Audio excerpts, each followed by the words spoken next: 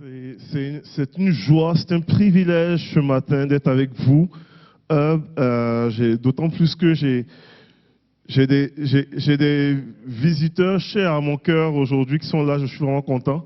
Et on va vraiment en fait prendre la parole du jour. On a commencé notre série depuis quelques semaines maintenant sur l'idée de humain à l'image de Dieu. Et jusque-là, on est béni, on est vraiment béni par différents orateurs, différents prédicateurs qui amènent des angles spécifiques. Et ce matin, moi, j'amène un autre angle aussi qui s'intitule le surnaturel à taille humaine. Et si vous avez vos Bibles, les versets vont apparaître, ça se trouve dans 2 Corinthiens. On va lire en fait un passage dans 2 Corinthiens chapitre 4 versets 6 à 9. Et on va lire une portion. Et Pasteur Philippe a très bien commencé à l'introduire. C'est une portion d'un texte que l'apôtre Paul a écrit dans son épître. Et il est écrit comme suit en disant: en effet, le Dieu qui a ordonné que la lumière brille au sein des ténèbres a aussi fait briller sa lumière dans notre cœur pour faire resplendir la connaissance de la gloire de Dieu dans la personne de Jésus-Christ. Nous portons ce trésor dans des vases de terre afin que cette puissance extraordinaire soit attribuée à Dieu et non à nous. Nous sommes pressés de toutes parts, mais non écrasés. Inquiets, mais non désespérés. Persécutés, mais non abandonnés. Abattus, mais non anéantis. C'est un passage assez particulier où est-ce que l'apôtre Paul juste décrit, puis je mets dans le contexte rapidement, il décrit un petit peu son ministère qui de puissance, certes, mais parsemé de toutes sortes de choses.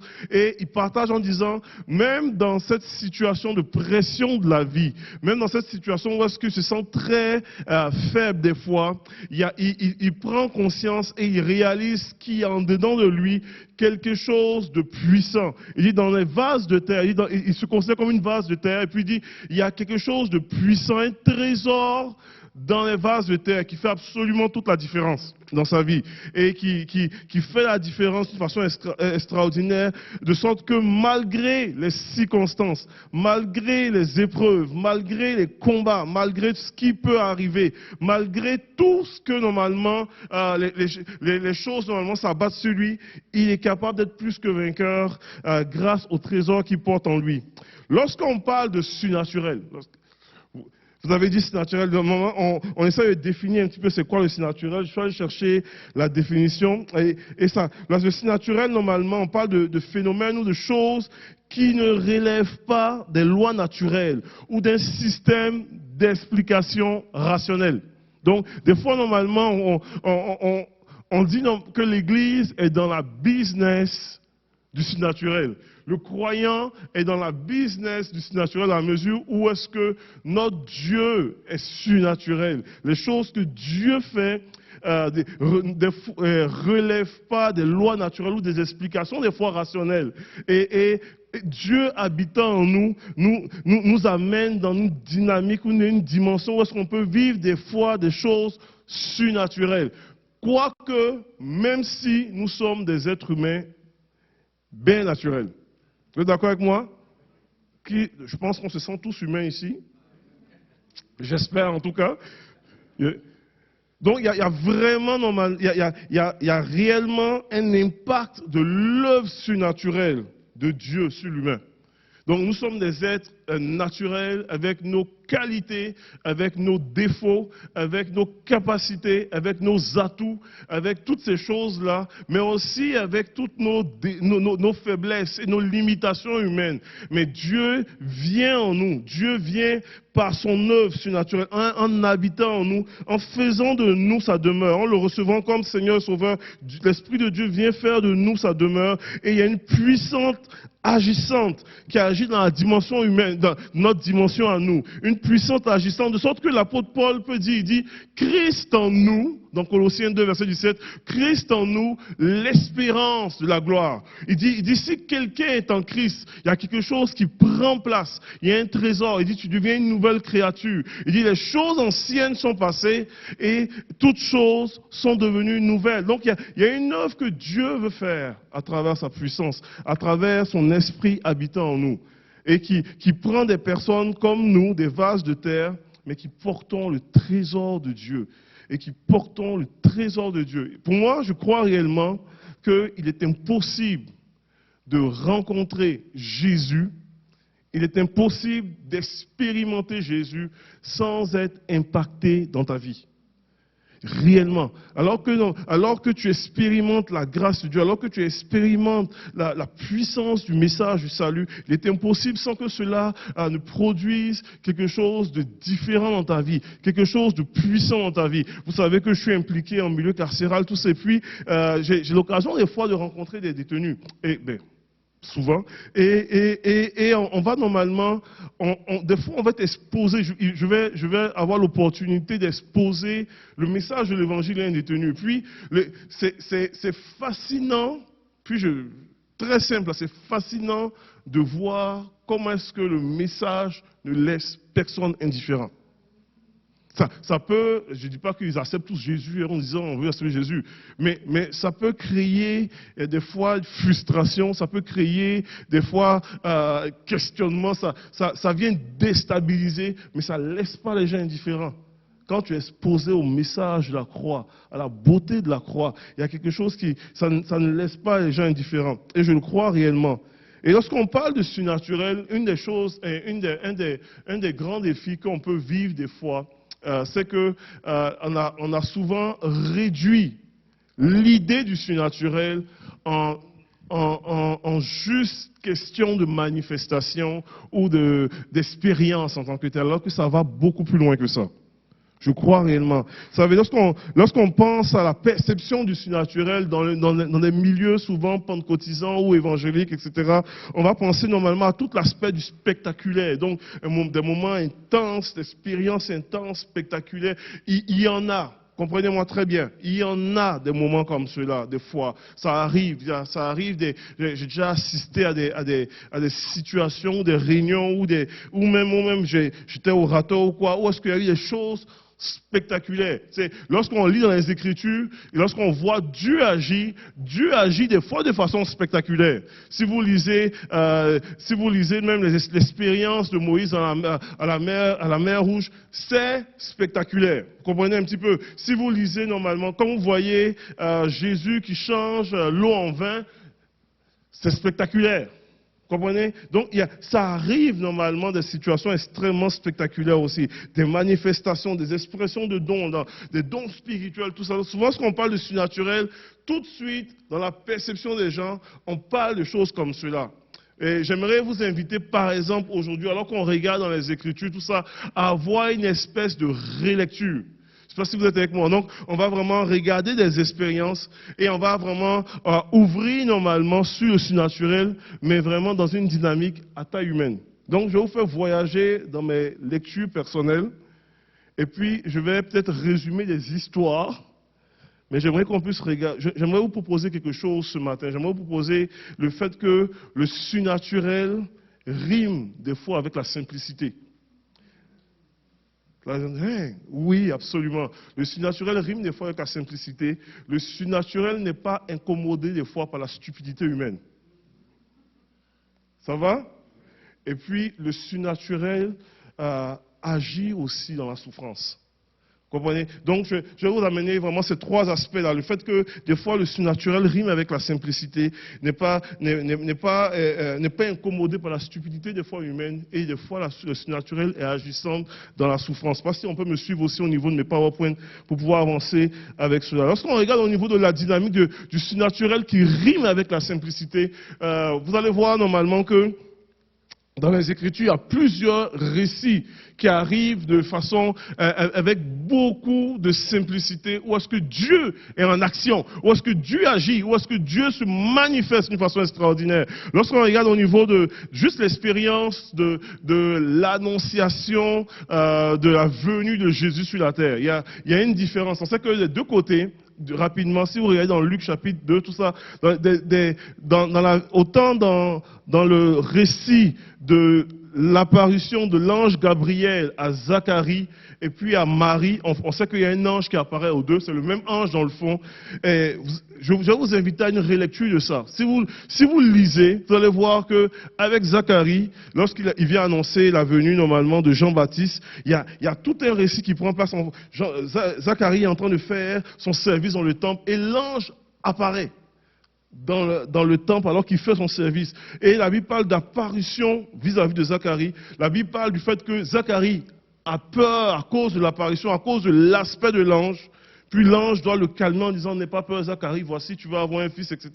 que tu appelleras au nom de Jean le Baptiste dans le fond.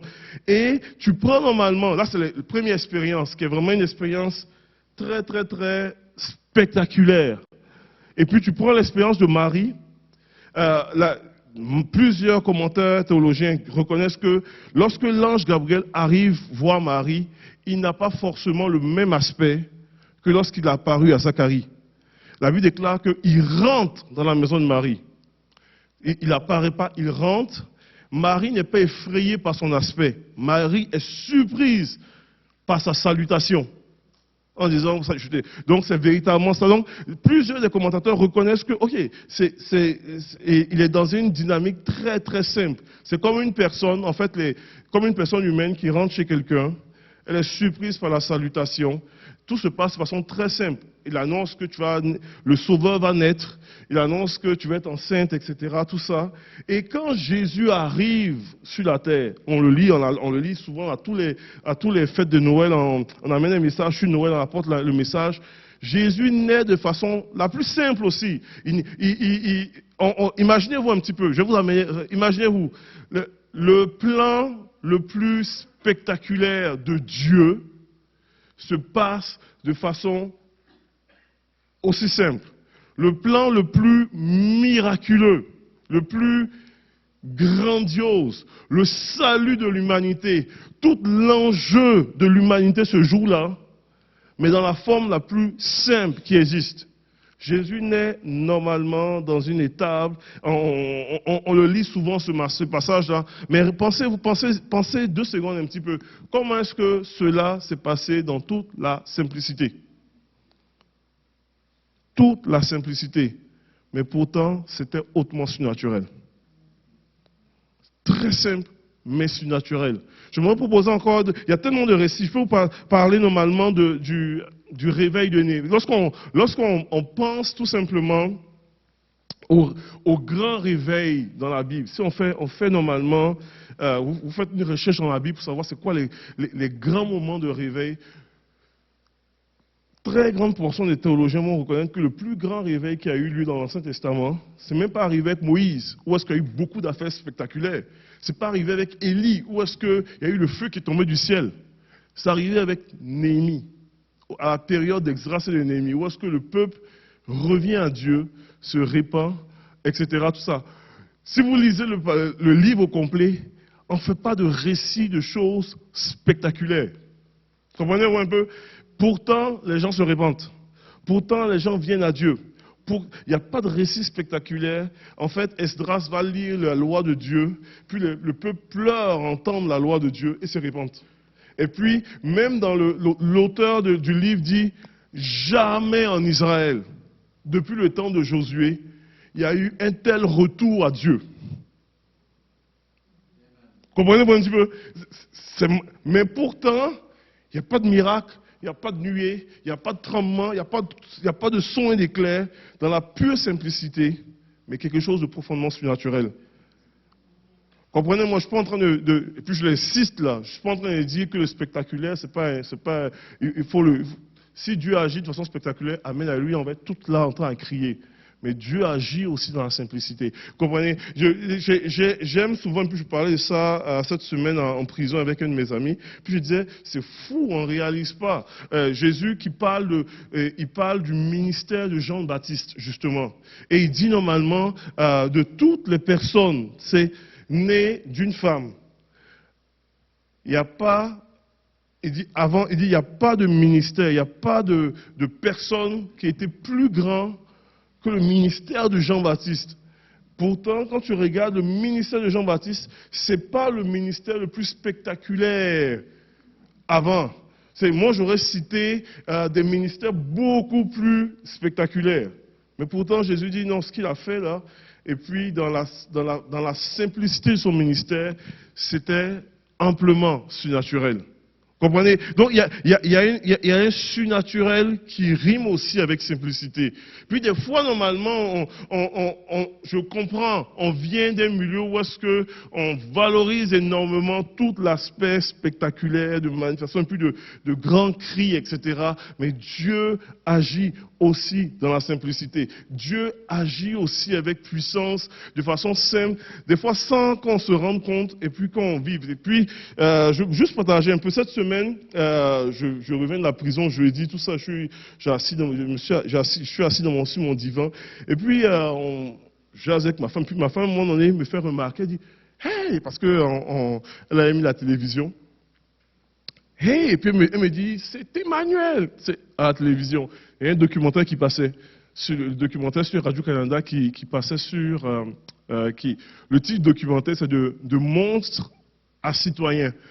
Et Emmanuel est un de mes ex ou détenus qui était interviewé sur Radio-Canada, puis qui racontait un petit peu, il faisait un documentaire sur comment est-ce que quelqu'un quitte cet aspect-là de ancien détenu avec tout ce qu'il faisait, et puis comment est-ce qu'il a basculé pour devenir un honnête citoyen aujourd'hui. Aujourd'hui, il est dehors, tout ça. Et puis, par la grâce de Dieu, peut-être en automne, on aura l'occasion de pouvoir la voir ici pour raconter son témoignage. Puis, j'ai trouvé ça super bon. J'ai pris quelques briques de son témoignage parce que on parle vraiment de lui pendant 20 minutes et plus là, dans le documentaire. Puis, j'ai demandé qu'on puisse tout simplement le montrer. Mais pour vous montrer tout l'aspect de comment est-ce que Dieu peut agir, même dans la simplicité. Juste d'une histoire. Bon, je ne parlerai pas trop, je vous fais passer la vidéo. À la bibliothèque du pénitencier, puis j'ai tombé sur un livre de Hemingway qui s'appelle For Whom the Bell Tolls. Puis dans ce livre-là, il y a une citation de John Donne qui dit La mort de tout homme m'amoindrit parce que je suis impliqué dans l'humanité. Puis j'ouvre le livre, je suis dans le plein milieu du corridor, puis je suis arrêté, sec. C'est la première fois où je comprends que je fais partie de l'humanité. Puis non seulement que je fais partie de l'humanité, mais que la mort de toute personne m'affecte parce que je fais partie de l'humanité. Ayant moi-même tué quelqu'un, ayant moi-même enlevé la vie à quelqu'un, causé cette mort-là, combien plus ça m'affecte. Et qu'il l'a mené jusqu'à la croix. Puis tu dis, c'est quoi le rapport entre Hemingway et la croix? Mais c'est le Seigneur qui travaille dans la simplicité. Puis, il n'y a pas eu dans la vie d'Emmanuel, puisqu'il a une belle démarche là. Actuellement, il prend des cours au collège public. Là. Il a vraiment une démarche spirituelle de fou. Puis, d'un point tel que tu dis, c'est incroyable ce que Dieu a fait. Mais tout est tellement parti dans une simplicité. Puis il n'y a pas eu de son, d'éclair, de tonnerre, il n'y a pas eu de truc. Mais je peux vous garantir que ce qui s'est passé là est amplement surnaturel. Puis amplement surnaturel, amplement surnaturel. De prendre un cœur froid comme cela et adonné au crime, je connais, c'est que habitué au crime et à la violence, et puis de faire de ça aujourd'hui un fils de Dieu transformé, qui veut servir le Seigneur, qui a à cœur de servir le Seigneur. Moi, je trouve ça amplement surnaturel dans la simplicité. Amen. Je veux vraiment avancer dans cela. Alors que je peux vous dire que le surnaturel rime avec la simplicité, mais le surnaturel aussi, des fois, ne s'incommode pas des fois de la stupidité humaine. Et des fois, je ne veux pas vraiment nous choquer, mais des fois, normalement, on peut poser des gestes ou on peut faire des choses, des fois, qui des fois, sont incompréhensifs, sont incohérents. Mais Dieu agit malgré tout, dans sa grâce. Comprenez-vous un petit peu? Et ça, des fois, ça vient nous fesser dans nos valeurs. Parce que dès qu'il y a des choses qui ne sont pas adéquates, la tendance humaine, c'est de juger l'autre et puis de dire, oh, bon, ça, Dieu n'est pas là-dedans. Pas si vite, s'il vous plaît. C'est des fois, normalement, dans l'incohérence comme cela, où est-ce qu'il peut y avoir nécessité de correction, mais Dieu agit quand même. Et dans les Écritures, on va voir qu'il y a plusieurs événements. C'est que dans l'épître, surtout de Corinthiens, l'église de Corinthe, je vous lance un défi, je ne suis pas sûr qu'il y a beaucoup de gens ici qui auraient aimé, qui auraient été à l'aise à l'église de Corinthe. Comprenez-vous un petit peu? Donc, quand normalement l'apôtre Paul reprend l'église de Corinthe, il parle du fait qu'il y a de l'incohérence, il y a du désordre, il y a des divisions. Il dit dans l'église de Corinthe, il dit vraiment là, je suis choqué de ce que j'entends. Il dit c'est aussi grave que normalement un fils a des relations avec sa belle-mère. C'est littéralement comme ça. Il dit dans l'église, il dit ça c'est pas bon ça, vous ne devez pas agir ainsi. Mais en même temps, il dit, dans cette église-là, il dit, je rends grâce à Dieu qu'il ne vous manque aucun don. Il dit, il y a le surnaturel. Il dit, il y a tellement du surnaturel qu'il y a du désordre. Il dit de sorte que, un côté, quelqu'un prophétise, l'autre parle en langue, et c'est de la cacophonie. On a l'église de Corinthe, là. Ça va toujours? Et il dit encore ça, il dit en pire que ça, il dit en plus de cela, il dit, quand vous prenez la Sainte Seine, ça ne marche pas aussi. Là, il faut qu'on vous corrige. Parce que quelque part, il y a un autre qui a trop mangé, puis il y a une autre personne qui prend la Sainte Seine et qui se saoule avec le vin de l'église. C'est vraiment ça. Donc là, tu dis, tableau, c'est quelle église ça? C'est une église que Paul a implantée. Mais dans toute cette incohérence et presque ce désordre-là, c'est fou de voir que Dieu ne s'incommode pas de ça. Il agit quand même. Il agit quand même. Est-ce qu'il n'y a pas lieu de pouvoir corriger? Oui, bien entendu, on ne laissera pas aller comme ça. Mais tellement souvent, comme croyants, on aura une tendance à pouvoir barrer, on aura une tendance à pouvoir censurer, à pouvoir normalement les cancel culture. Cette église-là, c'est une église, c'est du n'importe quoi. Pourtant, Dieu ne fait pas de cancel culture. Dieu ne s'incommode pas de ça. Et Dieu agit quand même. Et Dieu œuvre. Et il peut y avoir des moments comme, il peut y avoir des exemples comme l'église de Corinthe, il peut y avoir des exemples comme Paul et Barnabas. Puis on va raconter rapidement une histoire rapide de Paul et Barnabas. Lorsqu'on lit dans Actes des Apôtres, Paul se convertit plus tard, finalement, c'est Barnabas qui va le chercher pour aller s'installer à Antioche, dans une église, à l'église d'Antioche, qui est dans une ville quand même assez importante en Asie mineure. Et pendant qu'ils sont en train de servir là, à l'église d'Antioche, où est-ce que Paul intervient comme enseignant, tout ça, la Bible déclare dans Actes chapitre 13 que l'Esprit de Dieu parle en disant « Mettez-moi à part Paul et Barnabas pour l'œuvre à laquelle je les ai appelés. » Donc il a vraiment un mandat divin. On les impose les mains, l'église, et les laisse aller. Donc on est vraiment dans une dynamique là, de ministère galvanisé avec onction, tout ça. Paul et Barnabas commencent leur œuvre missionnaire et ils voyagent là. Ils vont dans des villes, ils bâtissent des églises, ils implantent des églises. Et la Bible déclare qu'il y a le surnaturel qui est avec eux. Il y a des miracles, des guérisons. Et puis ils font leur première boucle de voyage missionnaire. C'est tellement hot qu'ils descendent à Jérusalem.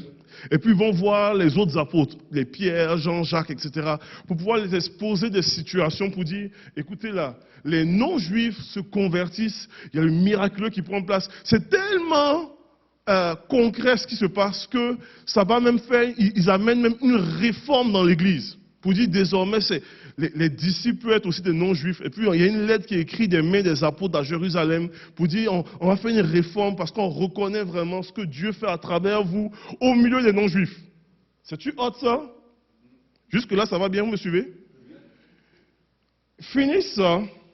Puis là, normalement, Paul dit à Barnabas, là, on va entamer notre deuxième voyage missionnaire. Et ça va être vraiment malade. On va retourner vers les anciennes églises, mais on va aller encore plus loin dans d'autres places. Mais Barnabas dit, c'est parfait, on y va encore. Dieu nous a appelés à être ensemble. On fait une bonne équipe ensemble. Hein. Oui. Il dit, mais on va rajouter Marc. Marc, c'était un de nos disciples qui les avait accompagnés dans le premier voyage. Mais en bout de ligne, en mi-chemin, on ne sait pas les raisons qui a fait qu'il les a abandonnés. Il a lâché Paul et Barnabas et il est rentré chez eux. Mais Paul avait gardé une petite dent, une grosse dent. contre Marc par rapport à ça. De sorte que lorsque Barnabas lui a dit, on va retourner et on va reprendre encore Marc avec nous, Paul dit à Niet, c'est non. Ce gars-là, c'est un pas fiable, il n'est pas prêt à souffrir pour l'évangile, il ne vient pas avec nous. Puis Barnabas voulait absolument aller avec Marc. Et puis la Bible parle du fait qu'ils ont eu une discussion ensemble par rapport à cela. Le terme utilisé, c'est le terme parassusmos, qui littéralement dit, ce n'était pas une petite discussion, c'était une vraie chicane, une vraie querelle. Et même le terme en question est utilisé des fois pour pouvoir normalement parler normalement de provocation, excité. Donc c'était amplifié. On dit que c'était tellement vif qu'ils se sont séparés. Donc, ce n'était pas une petite chicane. Moi, en plus, cette semaine, je discutais avec un autre pasteur, puis on se rappelait un peu du début de nos ministères, tout ça. Et puis, moi, j'ai raconté mon début quand j'ai commencé à temps plein comme pasteur. J'ai commencé à temps plein comme pasteur en 2005. Et puis, en 2005, quand j'ai commencé, on m'a propulsé dans une rencontre pastorale, d'un ensemble de pasteurs. Puis moi, j'étais un rookie, là, un petit jeune qui commençait dans le ministère. Puis, bien hâte de rencontrer l'ensemble des pasteurs de la province. Et puis, être tellement béni. Et puis, je dis, là, on aura les big shots, les hommes de Dieu, ça va être malade. Et puis, j'étais juste excité. Nouveau pasteur rookie qui commence. J'arrive là, Seigneur. Je vous le dis là. Je vous le dis là. Comme expérience, c'était une expérience, je n'ai pas dormi de la nuit. Sincèrement, j'étais sous le choc. C'était une rencontre assez, plus tard j'ai compris que c'était une rencontre assez particulière, mais c'était une rencontre qui avait amené, il y avait une discussion. Puis à un moment donné, j'ai fermé mes yeux, puis j'ai eu l'impression d'être au Parlement de l'Assemblée nationale avec le gouvernement et puis le parti d'opposition. Il y avait une espèce d'animosité dans le coin. C'était tout sauf glorieux. Mais, et puis ça va entraîner à l'époque une séparation, tout ça. Mais ça n'a pas empêché au Seigneur de continuer à œuvrer. Quand on prend l'histoire de Paul et Barnabas, il y a eu séparation. Ça n'a pas empêché Dieu de continuer à œuvrer avec Paul. Et ça n'a pas empêché Dieu de continuer à œuvrer avec Barnabas. Puis quand tu prends le récit à la fin de la vie de Paul, Paul demande dans une de ses lettres de faire venir Marc qui ne voulait rien savoir de lui. Il dit, et dans une de ses lettres, il dit, s'il vous plaît, faites venir Marc, car il m'est utile pour le ministère. C'est fou. Parce que Dieu, même dans nos raisonnements pleinement humains, dans nos chicanes, dans nos stupidités des fois, va œuvrer. Il fait toujours son œuvre. Lui, il ne s'incommode pas avec, normalement, nos défauts. Il travaille avec nous pareil dans cela. Je ne vais pas être très long ce matin, mais il y a une dynamique où est-ce que il y a un surnaturel même dans notre stupidité humaine. Et je vais terminer avec le dernier récit. Il y a le surnaturel peut rimer avec la simplicité, il peut rimer avec des fois notre stupidité humaine, des fois. Et puis, quand on parle de l'idée de stupidité, là, j'ai parlé par rapport aux hommes de Dieu, tout ça. Mais même dans nos églises, des fois, on peut vivre toutes sortes de manifestations que tu te dis, mais ce n'est pas, c'est très, très, très humain. C'est pas très glorieux. Mais, s'il vous plaît, ne lancez pas rapidement pour dire, ah, ça c'est diabolique, puis cancel culture. N'allons pas vers une cancel culture, parce que Dieu peut être quand même derrière, malgré tout. Amen. Je vais terminer avec le dernier point. On a parlé de la simplicité, on a parlé des fois de notre stupidité humaine, mais on termine avec la souffrance. Et Dieu peut agir, peut se manifester, même dans la souffrance. Et l'apôtre Paul, si on parle de surnaturel, dans les Écritures, j'aimerais vous déclarer que dans le Nouveau Testament, celui qui amène toute l'idée du surnaturel de façon la plus exhaustive est de très loin l'apôtre Paul. L'apôtre Paul a vécu le surnaturel. Et l'apôtre Paul, la Bible parle de l'apôtre Paul comme étant celui dont, surtout à Éphèse, on pouvait normalement appliquer du linge des malades. Bon, on prenait un linge, on appliquait sur Paul, et on prenait le linge en question pour aller toucher des malades, et les malades étaient guéris. Donc, quand même pas pire. C'est vraiment assez impressionnant. L'apôtre Paul, il y a des récits, là, à un moment donné, Paul, vous m'entendez, je parle depuis à peu près 30 minutes ici, là.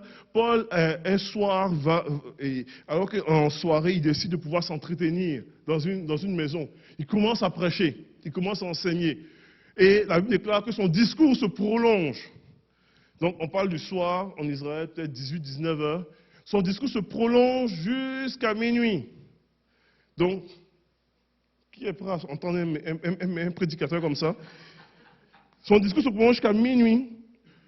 Et puis là, il y a un jeune homme qui se tient au bord de la fenêtre. Là, il fait tard, il commence à somnoler, s'endort, et Titus qui bascule, qui tombe du 3e étage, bang, il se blesse, mais il ne se blesse pas, il meurt. Donc, il est mort. Paul vient, là, vous comprenez que la réunion vient de se terminer en drame. Paul descend, il voit le gars, puis Paul va faire une déclaration assez spéciale. Il dit, ne vous en faites pas, son âme est encore en lui. Puis il ne s'inquiète même pas du mort, il remonte, et puis il continue son discours jusqu'au matin. Et le matin, l'enfant est revenu à la vie. Ça, c'est Paul. Vous comprenez un petit peu? Donc, au niveau du surnaturel, il y a des expériences naturelles de ouf, là, de malade, comme on le dit. Les jeunes le dit. Donc, mais en même temps qu'il y a des expériences surnaturelles de malades comme ça, il y a de la souffrance. Et puis Paul en parle à un moment donné.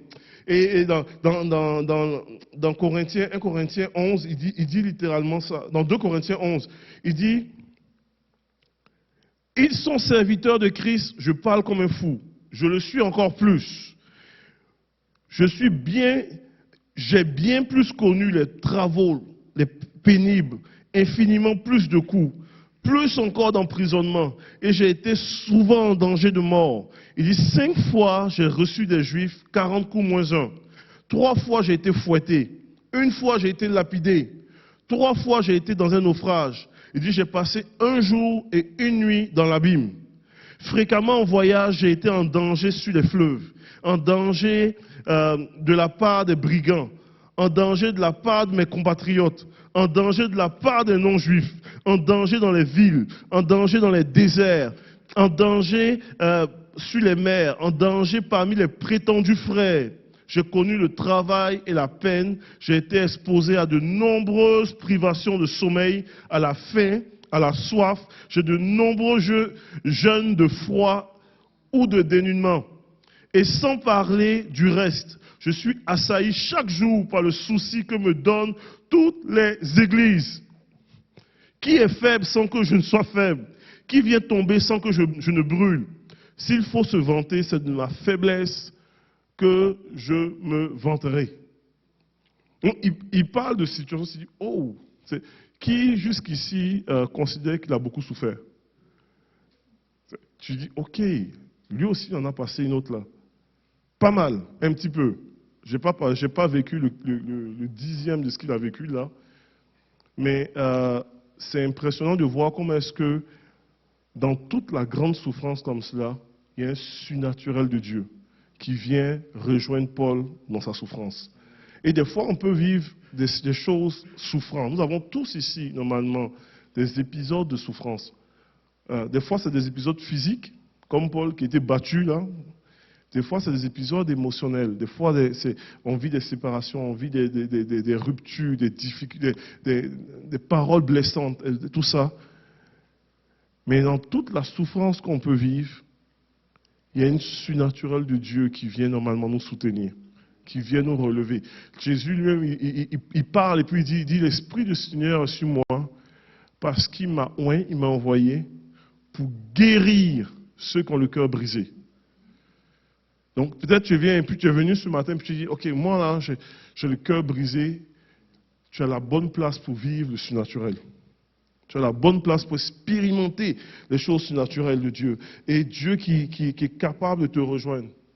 Ce qui est souvent, il y a une phrase que j'aime souvent déclarer, et puis j'aime souvent dire, il n'y a pas de miracle, il n'y a pas de guérison sans maladie. Je pourrais dire facilement, il n'y a pas de surnaturel des fois sans épisode de souffrance. Sans épisode des fois où est-ce qu'on vit des situations qui sont moins évidentes, où est-ce qu'on crie à Dieu, puis Dieu qui vient rejoindre. Et Dieu, à travers plusieurs épisodes, que ce soit dans l'Ancien Testament ou dans le Nouveau Testament, Dieu s'est souvent manifesté au milieu de la souffrance. En fait, il dit, quand le malheureux crie, l'Éternel entend. Dieu s'est souvent manifesté dans la souffrance. Dieu s'est souvent révélé à travers les tempêtes. On a chanté, il était là dans le feu. Dieu s'est souvent révélé dans l'épreuve du feu. Et encore aujourd'hui, Dieu se révèle comme cela. Je vais inviter les musiciens à avancer. Je vais terminer mon message avec cette pensée-là. J'ai un petit peu débordé, mais je vais terminer. Puis j'aimerais qu'on puisse prier le Seigneur. On parle normalement du surnaturel de Dieu. On parle de Dieu qui vient nous rejoindre dans notre simplicité. Des fois, dans nos moments où est-ce que de folie, des fois dans nos souffrances, on parle de Dieu qui vient se révéler à nous, de façon extraordinaire. Et encore aujourd'hui, le surnaturel de Dieu est disponible, est pleinement disponible. Dans ce que j'ai pu vivre, dans ma propre situation, j'avais déjà expliqué ici plusieurs fois, il y a quelques années de cela, alors que je vivais une situation tellement souffrante, tout arrivait en même temps. J'avais vécu une situation difficile au niveau de ma famille, tout ça, une situation difficile dans mes finances, d'une façon extraordinaire, situation difficile j'ai l'impression que tout allait mal. Et moi, j'ai expérimenté personnellement dans ma propre vie une voix, j'ai dit, il y a une voix de Dieu que tu entends dans le noir, que tu ne le vois pas, que tu n'entends pas ailleurs, nulle part d'autre. Où tu es dans le noir de ta vie, dans l'inconnu de ta vie, où est-ce que tu vas entendre dans le noir cette voix-là? Et je me rappelle, à un moment donné, j'étais dans un contexte où est-ce que financièrement, c'était plus que la catastrophe. Quand normalement, tes sorties d'argent dépassent du double tes entrées d'argent. Tu as beau vouloir calculer, tu as beau vouloir... Et puis je ne suis pas pire comme comptable, c'est une formation en administration. Mais ça ne marche pas. Puis là, je me rappelle dans ces moments-là, et puis j'étais dans une situation, c'était avec des défis familiales, tout ça, avec la maison. J'avais une maison à Trois-Rivières qui était en vente, qui ne se vendait pas.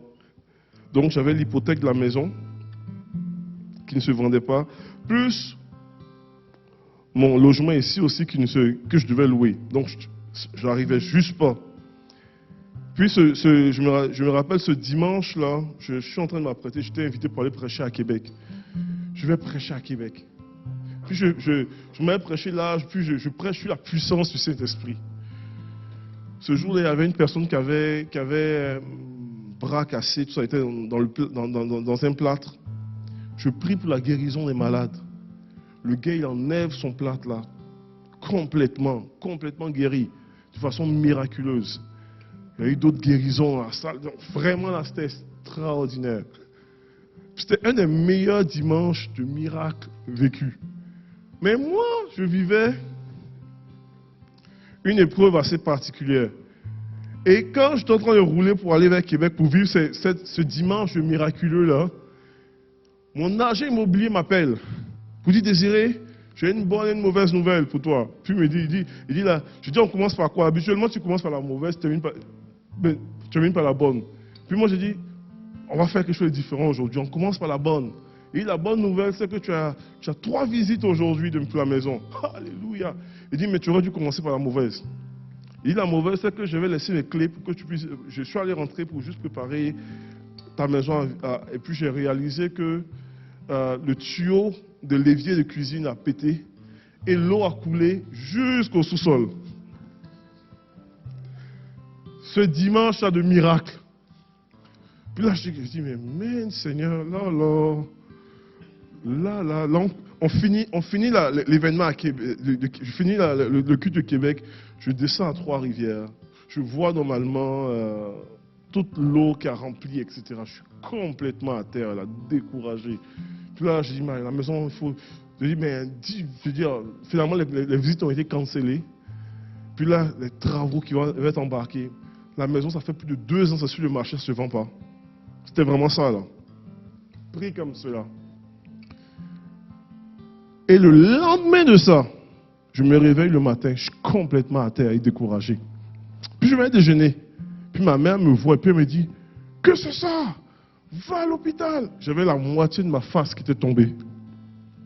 J'ai eu une paralysie de Bell. Donc, j'ai paralysie de Bell, puis on ne savait pas, mais elle croyait que je faisais un AVC, là. Puis là, je dis, ok, on va aller à l'hôpital, on va aller voir, etc. ou quoi. Puis, on va à l'hôpital, ils me prennent, ils font tous les tests pour voir si tu es capable de parler, tu es capable de pouvoir, normalement, bouger ta main, etc. Tous les tests pour... Finalement, on voit que c'est pas un AVC. Mais on prend ma pression artérielle et je suis à 221. Je suis extrêmement hypertendu, etc. Tout ça ou quoi. Finalement, on me garde à l'hôpital parce que même au niveau de ma créatinine, c'est trop élevé, etc. Ils croient que j'ai un début d'insuffisance rénale. Donc, je rencontre un néphrologue. Toutes les batteries d'état, je vais rester finalement 4 jours à l'hôpital. Je dis, mais c'est plus... Tout ça dans la même période de surnaturel. Puis tu dis, mais Seigneur, où est Dieu dans la souffrance? Où est Dieu dans la souffrance? Puis, je vous partage des choses très personnelles de ma vie, là. Mais Dieu était là. Puis, Dieu était là. Puis, aujourd'hui, je me tiens devant vous. C'est très beau d'arriver pour dire, finalement, j'ai vendu la maison. La maison, je n'ai pas eu besoin de faire les rénovations. J'ai eu 3 offres sur la maison, avec une maison complètement sinistrée et rachetée au prix demandé. Une vente, un achat sans garantie légale, t'imagines? Qui fait ça? C'est Dieu. Je peux vous raconter toute l'histoire, comment est-ce que Dieu a intervenu dans ma propre vie, dans ma propre famille, de restauration, comment est-ce qu'il m'a relevé. C'est bien de pouvoir arriver à la fin de l'histoire, très rapidement. Mais je peux, comment on appelle là, mais avant ça, là, tu as la vallée. Où est-ce que tu te questionnes? Tu dis, où est Dieu dans la souffrance? Et puis, quand je préparais le message, je sentais le Seigneur me parler par rapport à... Il y a des gens qui sont dans cette zone-là. Où est-ce qu'ils disent, où est Dieu dans ma souffrance? Où est Dieu dans ma déchirure? Où est Dieu dans mon épreuve? Où est Dieu dans ma rupture? Où est Dieu dans mon questionnement? Où est Dieu dans mon doute? Où est Dieu dans cette zone-là où est-ce que j'ai l'impression qu'il ne répond pas? Où est Dieu dans cette zone-là où est-ce que j'ai l'impression, je me questionne même si le surnaturel est vraiment réel? Où est Dieu quand ça ne marche pas? Où est Dieu quand les gens prient et ça n'arrive pas? Où est Dieu normalement dans cela? Je vais vous déclarer qu'il est là ce matin. Et il est là pour te rencontrer encore aujourd'hui. Et tu peux t'approcher de lui et expérimenter le surnaturel de Dieu. Tu peux t'approcher de lui et expérimenter sa grâce et sa vie. Tu peux t'approcher de lui en toute simplicité. Tu peux t'approcher de lui même quand tu dis « Oh, j'ai fait tellement de niaiseries et tellement de stupidités ». Tu peux t'approcher de lui même si tu souffres aujourd'hui. Et s'il y a un écho qui résonne dans votre cœur ce matin, dans ce message-là, j'aimerais qu'on puisse vraiment juste terminer la réunion. Je sais que j'ai débordé un petit peu, mais accordez-moi encore les 5 prochaines minutes, là où est-ce qu'on va venir nous exposer à la présence de Dieu. Pour dire, Seigneur, je viens devant toi, tel que je suis, dans ma simplicité, dans ma stupidité des fois, dans ma situation, dans ma souffrance, dans mes épreuves, dans mes questionnements, dans mes troubles, Seigneur. Je viens exposer ma situation devant toi. Je viens exposer mon cœur devant toi. Je viens exposer ma vie devant toi. Et laisser le surnaturel de Dieu m'atteindre. Laisser le surnaturel de Dieu rimer avec ma vie. Et synchroniser son œuvre en mon cœur. Et me visiter encore aujourd'hui dans le nom de Jésus. Si c'est ton désir ce matin, si c'est ton cœur ce matin, et s'il y a un écho qui résonne, lève-toi et approche-toi de ton Dieu ce matin. Et laisse-le faire une œuvre ce matin dans ta vie. Laisse-le t'arroser ce matin. Laisse-le te visiter ce matin. Laisse-le te rencontrer ce matin. Alors qu'on vient avec simplement devant lui, sans flafla, sans artifice. Laissons l'œuvre de Dieu venir prendre place en nous ce matin dans le nom de Jésus.